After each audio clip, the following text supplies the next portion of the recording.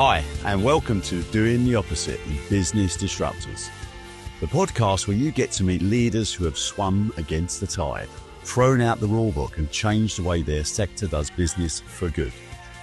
I'm Jeff Dewing, and I'm the co-founder and chief exec of Cloud, a business where we thrive on taking risks so our clients don't have to.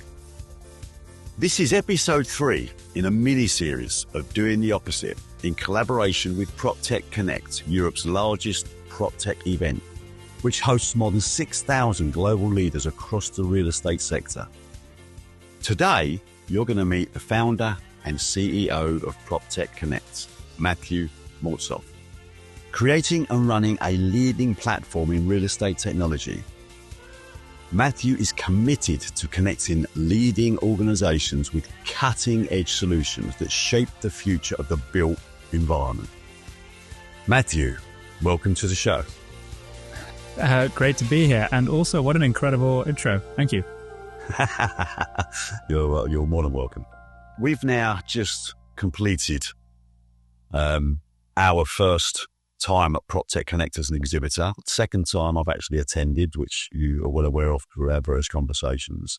And the entire event, despite me saying last year it was great, this year it seemed like it was on steroids. The energy across the entire arena, the people, the focus, the time, the effort, the detail was just mesmerizing. So, before we sort of talk about the success of PropTech, for the listeners that are involved or have been involved or would like to be involved, can you just give us a little bit about your background and how PropTech appeared? Okay. Well, first of all, thank you. And I do think that I actually felt this event was a really good event. I had a very unconventional background getting into this, knew nothing about real estate, and I actually didn't even know much about events. When I was in uni, I tried to start a bunch of different companies. The one that sort of took off was a meal sharing company. During COVID, there were a bunch of chefs that basically couldn't cook because the kitchens weren't allowing people in. Lots of people who, if you can't even go outside, lots of people weren't getting dinners. Yeah, you could go to the supermarket, but there was a big opportunity for chefs to not be losing out on money. I know some councils were giving people furlough and they were getting paid, but we did that. That kind of took off. Actually, it did take off quite well where I was, which was Edinburgh. Then COVID started coming to an end. And normally you'll hear COVID killed my business. Actually, it was COVID stopping that really killed our business.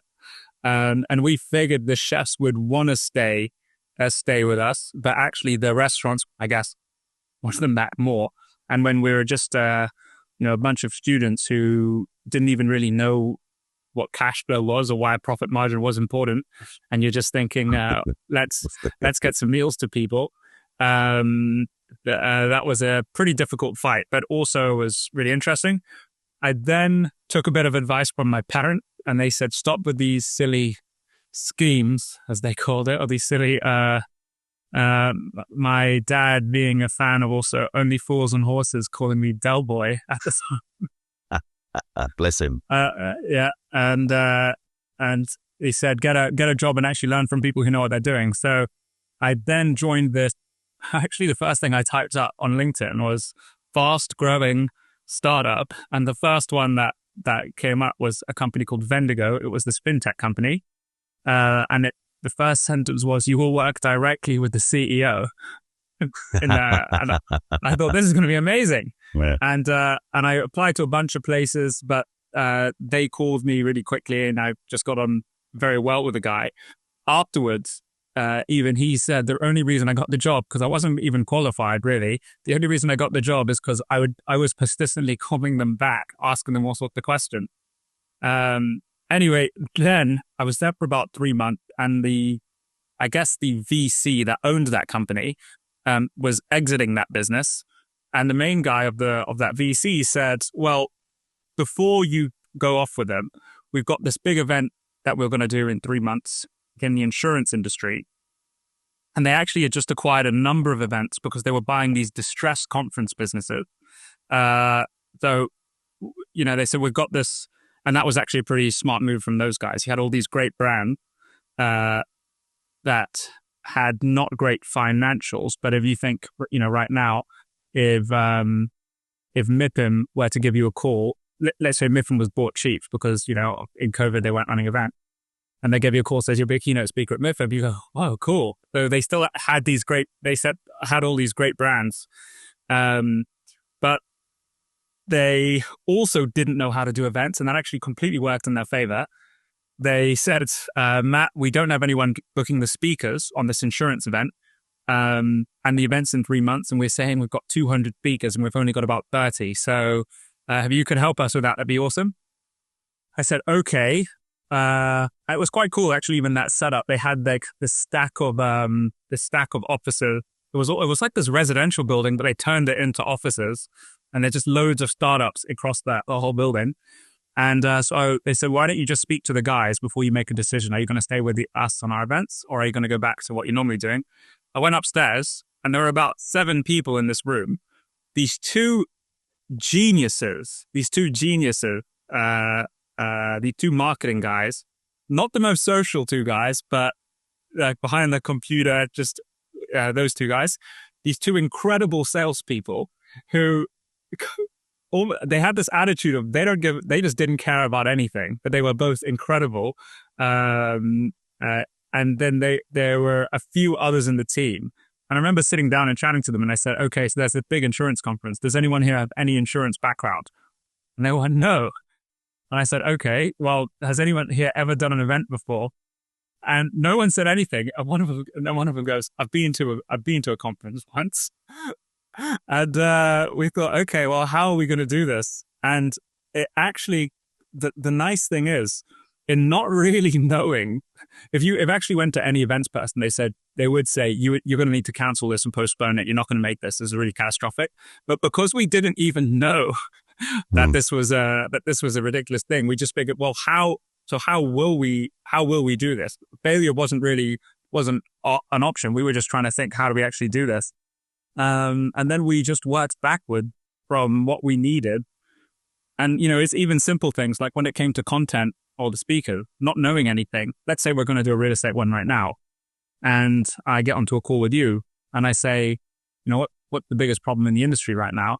And you'll talk about, there's a lot we could talk about there, but let's say, the right people not talking to each other, not investing in people, thinking more about tech, not investing in their company, right? I would go, that's incredible. Okay. So who do you know actually is doing this really well? And you say, well, there's this one guy I met who, he knows about it. Anyway, what we're doing is we don't have any ego in it. We're just trying to figure out what is the best, what is the right thing to talk about. And that, I think, was how we were able to get the speakers, not pretending we knew it, but how we got the right speakers. And actually, there's a big difference behind a speaker who truly believes in something, and with it, when they get on stage and this they know is something that is important for the industry. This is the thing they've been working on for the last 20 years. This is the industry they probably, maybe they don't admit it, but they probably love to a large degree. All of their colleagues, a lot of the people they know, the direction of their career is all dependent on this one thing, and they have the opportunity to talk about it. That carries so much more weight than, I've got a panel on X, you should do this. So I guess by not knowing and by not knowing and figuring it out from there, I think that's how we ended up doing these pretty good events. We calibrated it each time, figuring it out each time. And then I met this incredible guy, you'll know, Terence Burrow. I met him in a park, actually. And I knew at that point I wanted to start my own events company, but I didn't have necessarily the team to do it. And I was thinking, who could I actually do this with? And then Terry, funnily enough, told me how he met his wife. And I thought, that's my guy. And literally, here we are. Yeah. But just so you know, for anyone who's listening to this, how Terry met his wife will be the subject of a different podcast. And it's an amazing story. It's an amazing story. But anyway, listen, Matthew, that's music to my ears. And the reason it's music to my ears, because you've just said something and you've enacted it. Because in my world, when I talk and do keynotes, or even when I'm on my business, if we've got a finance team that are trying to resolve a problem that is quite contingent or is quite a challenge for them, they'll say to me, right, we're going to get all the team together, we're going to go into a room, we're going to try and solve this problem. And I'll say, who's going in there? And they'll name all these people. I said, but they're all finance people. And they go, yep. So if you want to solve this problem, you have to send in non-finance people, because finance people just think in the same way. You need someone to go in there that's got no constraint on their thinking. And that's exactly what you've just described, because you didn't know about events, you didn't know about speakers, and you thought, how do I find a way without going down this tunnel vision that we all get in our speciality, where we lose the ability to think widely or creatively. So that was a great example. So you met Terry, and you said, let's do this. So on that next stage, I mean, when did you decide? I mean, on the basis of, was this start small, think big, or was it start big, think big? What was it? What drove it? At that point, we actually asked ourselves a pretty funny question, which was, how big could it be on the first go? And we thought, there are some competitors. It was important for us to be the biggest, not to sound like Donald Trump or anything, but it was important for a few reasons. A, if you really want to get the top people to an event, you need to be the number one in whatever niche you're doing. So if you do have a bunch of tech companies, most of them are going to think, okay, we're going to do that top event and then maybe some of the others. So it disproportionately pays to be the best, at least on the event side. And then the question was, well, the biggest competitors right now are doing X, and they're, let's say, 1,500 attendees. We thought, well, can we do 2,000 if we do a tech event? There are, of course, these other big events, but can we do 2,000 if we do a tech event? Yes, we can. Can we do 2,500? Yes, we can. Can we do 3,000? Maybe if we do this, and this, and if we crack this, we can do 3,000. Can we do 4,000? Okay, 4,000 on the first go we can't do. At least I didn't know how to, but we probably can do 3. So that's how we thought about it.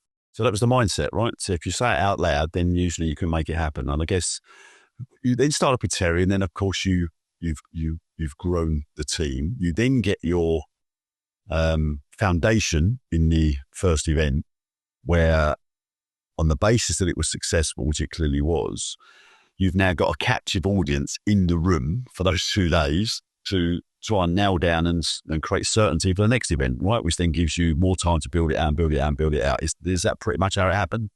It's exactly how it happened. Yeah. Right. And you end up with this sort of initial crew, this initial group of people. And I think in a way we're still kind of with this initial crew, with the direction the industry is going. But this kind of, let's say, yes, on the team, but also in the people who are attending. You have that right guy from British Land, and you get that right guy from Collier's or whatever. And it is a very closely knit community. And I think the value that there definitely is a value in having a close relationship with these people and trying to understand what's important for them, and then shaping the event around them. And then usually, what seemed to happen, and then the cash flow follows from there, not trying to go the other way around, trying to push everyone into what might work for you, because you might end up with a situation where you might have squeezed a bit more margin on this one event, but then you might never get another event again. If that makes sense well, that's what we call long-term thinking, right? It's not short-termism, because that's the whole point. It's about sustainability and having a community that works together and grows. Yes. And that is what you've done very well. And again, this podcast is not designed to blow smoke up your arse or PropTech's arse. But the professionalism, the organisation, the speed. When you think that on the Tuesday night, you've got sign writers in there doing stuff, and it's all being done overnight, and then you wake up the next morning and suddenly you've got this incredible spaces all set up and ready to go. The catering, the food, the drink, the hospitality, the entertainment. And the speed dating event where you got all these people meeting and having great chats. Everything about it was brilliant, but was also a material improvement on the previous year, which most people didn't think you could improve, but you clearly have. That's a problem for you this year, because as you make next year better. But the point is, you're still focused on it. I've no doubt. And listen, I've also listened to you speak and mediate a few panels where your humility of saying, I knew nothing about real estate and I knew nothing about events, yet I've listened to you speak and you clearly have gained a huge amount of knowledge in a very short space of time because you speak in a way that is playing and speaking to the industry. And I guess, to what extent do you think, with your experience you've had, all the people you're talking to and the panels you're mediating, what do you think, in your eyes, is the biggest gap or the biggest barrier to the property environment, the built environment, just not being as fast as it could be? That's very good. No one usually asks me that. I think there are two. The first one being, and it's not like anyone's fault or anything, but if something has worked for many tens of years, it's and then all of a sudden somebody's in a different environment, it will take time for somebody to change their way of acting. It's it isn't just a case of if you learn how to walk a certain way and that's not going to cut it anymore. Now all of a sudden you have to swim. You have to learn how to swim, right? I think people actually taking the time to not assume that they know things, but listen to those who are doing well, because there are a number of companies actually doing really well now. And trying to understand what's working for others and how can I implement it onto my own business, and taking the time to understand it, not without the attitude of, trust me, I've been doing this since 2000 and whatever, or 1990, whatever. And I just know how this works, because it's usually those people who are potentially suffering. The issue as well is that the larger company, if they are in that group, it's more difficult for them to adapt and takes more time. So actually that kind of mindset might be the most damaging with those more influential, slower, bigger companies. I think that's the one thing. The second, I would say, is a misconception. It's almost a somewhat like negative feedback loop that I've noticed the industry is in a little bit. And every single industry we've worked in, everyone said the same thing, which is, we're really behind. Oh yeah, we're really behind.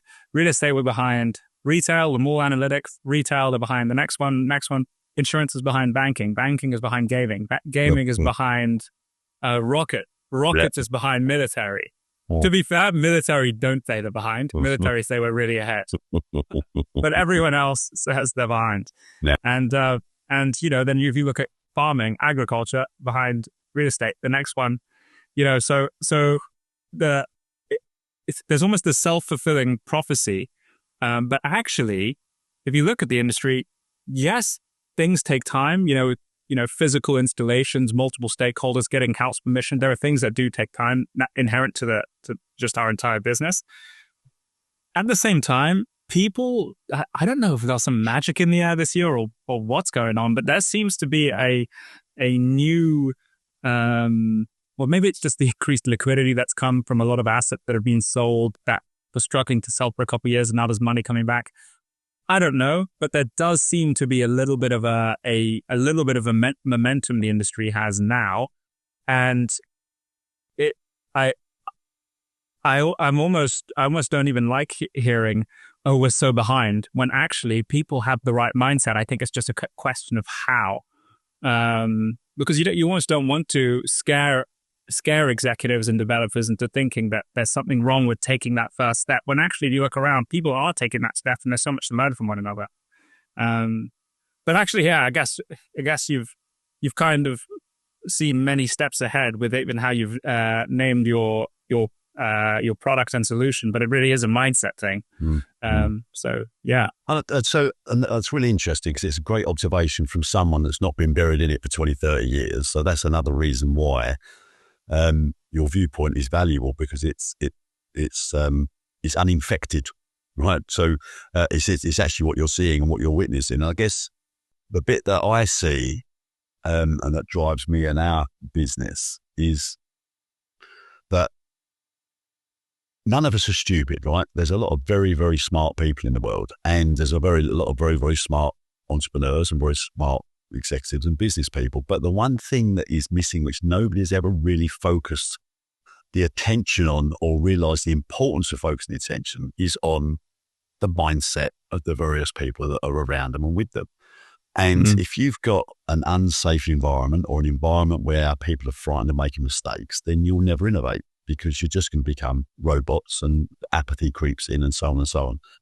But when you create an exciting environment, which isn't difficult, you've got some, if you've been a command and control person all your career, then you're going to really find this challenging. But if you genuinely want to have no fear in learning from each other and collaborating and truly sharing knowledge, right? Whereas, we come from a generation, 2, 3 generations of saying, oh no, don't tell anybody, they'll steal your idea and all this stuff. Whereas when you start collaborating, you become stronger. And it's like I said in my keynote, the famous African proverb that says, if you want to go fast, go alone. If you want to go far, go together. And what I've seen, and I appreciate you saying that you're seeing a change, because I'm also seeing a change where people are now really recognizing the importance of creating that environment where people can be free and can create and have no fear of failure, because failure is a learning moment, right? The ability to, when you create that, it's amazing what people do. It's amazing what people come up with. I've controlled and run my business for the last 15 years, where I believe I'm a master at many things, because we do as entrepreneurs, right? And it's not until you get through that barrier that says, you know what, there's a lot of people around that are a lot better than me at certain things, at most things, if the truth be known. And yourself, I agreed as a business owner to exhibit at PropTech, but I had almost zero involvement in the journey and the outcome, other than, speaking with you and Terry at a high level. My team of 15, 20 people, not to mention the engagement of your team, built what I could never have achieved. What they done was amazing, right? And way, way beyond my thinking. So it just shows you, when you give people that accountability, they thrive on it. They love it because it's something they want to achieve. And then they reap the rewards, they reap the benefit, and they reap the simple joy of what they've achieved, with everyone saying, wow, wow, wow, wow, wow. So I think for me, collaboration, I'm seeing businesses talking about, yes, you have got stakeholders. Yes, you have got governance that you have to go through a process, but tech is moving so fast that I think, and I love that saying when someone said, it's actually in the opening keynote, but it's something I'd used previously anyway. And that is when people say, is AI going to replace me? And the answer is AI will never replace you, but somebody using AI will. And that's the piece which is now, an AI. COVID forced us into doing stuff quickly because we had no choice. And every business, if you'd have said to a business, I need you to adapt to what might happen, none of them would have done. You hit them with COVID, everybody adapts almost overnight. AI is now having that same impact of saying, we need to innovate. We need to collaborate. Because if we don't do that, we are going to be generally left behind.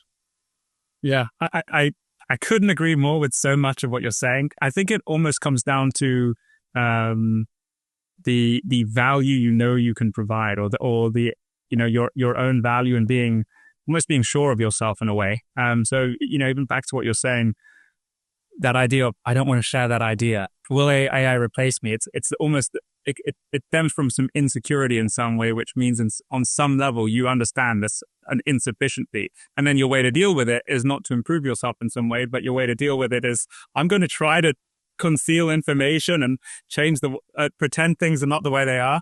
But actually, all of the most successful people I know have no issue just saying an idea out loud, and even saying to somebody, this is exactly how I would do it, even telling the competitors, this is what I do. And you almost think, when I was younger, I even thought, I shouldn't say the idea because everyone says you shouldn't say the idea, right? But then you realize, saying it is one thing, but going out and actually doing it is another. And I think these really successful people who don't, who know what goes into it, know what they put into it, they're not nervous at all. I think it's the same attitude on, will AI replace me, instead of being replaced by someone who'll use it, because the person who'll use it is learning and growing how to adapt. Versus, will it replace me, as the person who doesn't. So it's really, there's a pretty profound idea here around improvement and a mindset there. On the subject of sharing with somebody what your idea is and how you would do it is a form of authentic vulnerability, because you have this great idea, and the reason you're sharing it is because the person you're sharing it with may be able to give you some help or some guidance or whatever. And the person receiving that information, unless you stumble across a very bad person, which is very, very difficult in this day and age, that person just wants to help you. So they then suddenly say, yes, and you could do this, and you could do this. And they're not focusing, shit, that's a great idea, I need to steal it.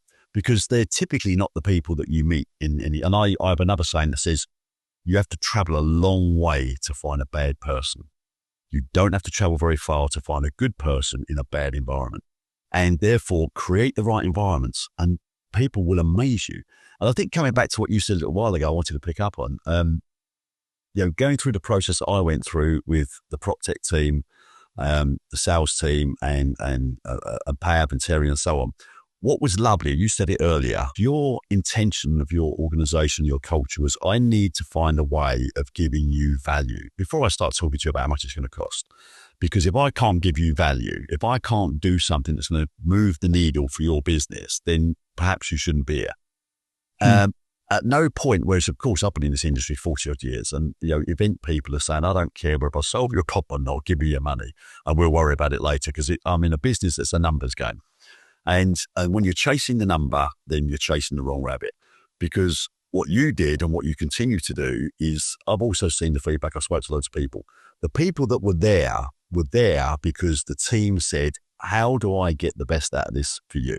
Now, it sounds like a bit of a sales pitch and whatever, but when it's real, when it's lived, when it's authentic, that's what creates longevity in relationships and in collaboration. So, like I said, I didn't want to go down a road of blowing smoke up your ass, but the reality is I just had to share how I felt about something, because I equally share when I'm not so happy. But at the end of the day, it was a great event, and after meeting Terry and people like that, you're all just humans, which is lovely. What do you think the elephant in the room is for PropTech and the built environment? I think there is an elephant, which is, I think a lot of the companies that are, let's say, raising a lot of money at the moment and have the intention of solving some pretty critical problems. I think this sounds strange, because actually I want them to all be very successful. But I think a lot of them are focusing on things that are in many ways nice to have.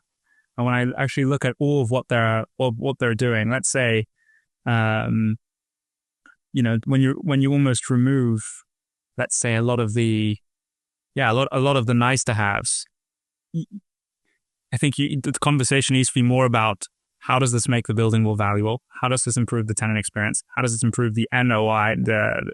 How does this improve the rent? How does this make the building more sustainable? It has to start coming down to these very fundamental things and separate from things like almost like, well, if another property manager is using it, I have to use it, and actually just come, or I don't want to say it. Or let's say, Knight Frank is using it, so Colliers has to use it. And there's almost this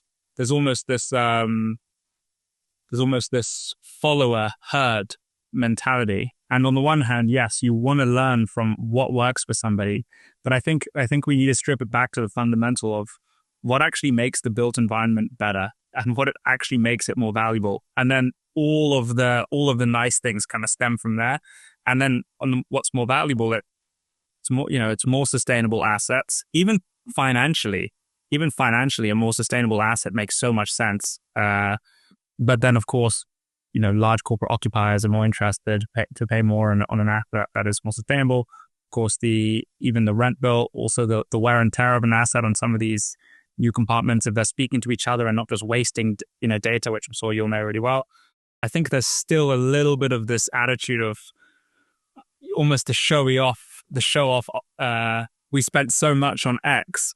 It's actually not a good thing to spend a lot of money on something. You want it, and I'm thinking, I think there still needs to be this this attitude shift. If you look at some of the companies that are doing really well, I know you met Dan, Smart Spaces, for example. Interesting thing about those guys, they didn't raise VC money. They just tried to solve the problem. If you look at a lot of these, a lot of the fantastic solutions, like even you guys, it comes down to what is the core problem. I remember I know a lot of people don't know this. I actually was looking at some of the articles that you guys were doing, and the thing that struck out to me is it all came down to asset value and really NOI, which was quite refreshing. And I know you've seen it, having seen it from both sides for you, that I guess a card that a lot of the new entrepreneurs who come in, I've got the new AI X, chatbot, whatever. But really, it's actually, how does the fundamentals of the built environment? And I think the conversation should be more there. And I think that would be the big elephant. That's a great analogy, a great story, and it really cuts through a lot of shit. What do you think? I think it's exactly what you said, but I think there's a step before that. And the step before that is how we treat and feel about our people. How we become much more vulnerable as leaders and as people in any organization, saying, I want to do this. What do you think? How can you help? But at the moment, you've got this environment where, if you go in as a technician or as an operator or a finance manager, you're in this environment where you're expected to know the answers to everything that's associated to your skill set. And that, I think, is the biggest barrier to everybody. When people realize that it's actually, yes, you are very smart at what you do, but you haven't got all the answers. And it's okay to go and ask for them. It's okay to ask the question. So I think you're absolutely right. When you're trying to say, what is it the actual tenant wants or needs or desires? For the people that are actually running this real estate and preparing real estate for rent or for lease, that they're able to just go to the tenants, and I think there was a great keynote on stage or debate on stage where someone said, "Look, we're now moving into this partnership. It used to be I'm the landlord, right? You pay the rent. If you don't pay the rent, I'll evict you, and someone else will come in." Whereas now what they're saying is, "What do you need? What are we not doing very well? What can we do better?" They're showing a bit of vulnerability rather than this masculinity, if that's the right word. This authoritarianism. And I think that's the shift that I'm seeing, which is what I was mentioning earlier. But I think to get back to asking the fundamental questions, you've got to have an environment where people feel safe to be vulnerable and say, I don't actually know the answer to this. So let's work together to find the answer. And I think when you get that bit right, then you start to get acceleration. I think that's actually a really fair point. It makes sense because if we were in an environment, let's say low interest rate, real estate asset value just goes up.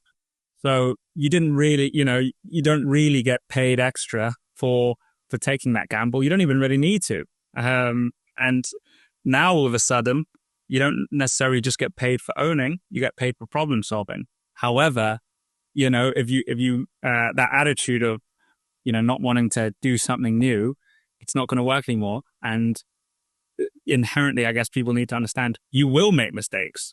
You actually definitely will. If you try something new, you keep trying new things, you definitely will. However, that's kind of the whole point because we're trying to figure out what the best move is.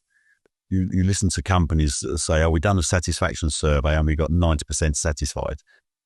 And I say, so what you did then is your job. Well, satisfaction is 0, right? You've got to exceed satisfaction. Otherwise, there's no point. And, remember that it's the golden rule about how do you create satisfaction? How do you create, we've gone from the commoditized world and we're now into the experience world. What experience did you have? Because the one thing that has been proven time and again is no one cares what you say. No one will remember what you say. They'll never remember what you do, but they'll always remember how you make them feel. And that's the landlord relationship to the tenant. How are you making the tenant feel? If the tenant stands the phone down saying, shit, we've got to find another building, they're arseholes. That's clearly not a good experience, right? So, that was the bit I was seeing in the debates from the landlords and the real estate owners were saying, no, we now really have to start caring about the tenant. And I think that was the shift. And I think if that rolls down, then we're into creating great experiences, and experiences are the only thing that matters because of the reasons I've said. So I think that's the bit that's important. But it's good that we seem aligned. Right, because of your history and what you've done and what you've achieved and the things we've spoken about today, what one piece of advice, based upon your experience, what one piece of advice would you give to an aspiring executive or a new entrepreneur that sees a new way of approaching their business or solving a problem, but they're nervous about becoming a disruptor? I can only say what really worked for me, which is don't assume you know anything, and try to understand exactly what is important to the person and whoever is in front of you, and then thinking how to enable that person, whether that's an employee or whether that's a client, or even even as crazy as it sounds, even a competitor. Try to really understand what's really important to that person, and don't assume you know it. And you'll probably be quite surprised. You'll very often be surprised. At least if you're me, I don't know. Okay, it's great, because one of the things that I love as well and I use all the time, and it's something that's built into life. First, seek to understand, then seek to be understood. Because so many people, and there's a great book called The Four Agreements. And for those that haven't read it, it basically summarizes into always do your best. Bit of an obvious statement. Be true to your word. Always do what you say you're going to do. The third one is never, ever make assumption. First, seek to understand. And then finally, the most powerful yet the most difficult is never take anything personally, and you'll live a joyful life. So when people can get into that space, then magic happens. It's as simple as that. Listen, Matt, it's been absolutely fantastic. Thank you for taking the time. Congratulations on what you've achieved. Can't wait to see what you're going to do in Dubai and also next year in the O2. And it's been a real pleasure. Jeff, thank you very much.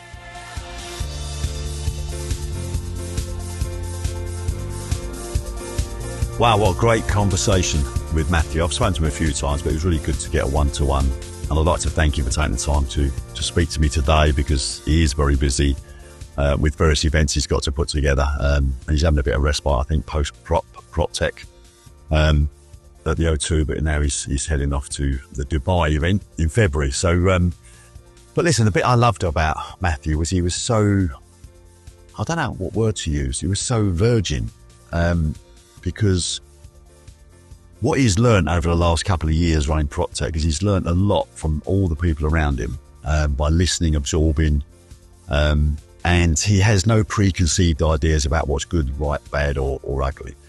And therefore, he's learned purely from the people around him. And when he spoke the things he spoke, it wasn't because he is super experienced and super intelligent and knows everything about real estate. What he's doing is he's playing back what everybody else has been saying to him, which really made it authentic. He wasn't trying to be the cleverest guy in the room by any stretch. And it was nice to see an unfiltered view of what he thinks the impact is with real estate and you know, the connection with PropTech. So I think he really pulled that together. And the other thing I liked about Matt, and again, this isn't designed to promote his business, but the way PropTech behaved in their culture and their attitude and their authenticity about, do we really think we're going to be able to add some value to what you're going to be doing if you exhibit? And they were not frightened of saying, if we can't add value, there's no point you being there. They're not there just to make up the numbers. They are truly trying to generate value for everybody that takes part, and value even for the visitors that are coming to the event. And hats off to them. It's certainly by country mile the best event that I've ever taken part in and even visited. So well done to them. Okay, so if you'd like to know more about the work that we're doing at Cloud, please visit our website at cloudfmgroup.com or follow us on LinkedIn. All the links are in the show notes for this episode. You can also find out more about the podcast and my incredible guests by going to jeffdewing.co.uk/podcast. A big thanks to my colleague Nicola Crawshaw at Cloud, and of course to my production team at What Goes On Media. Hope to see you soon.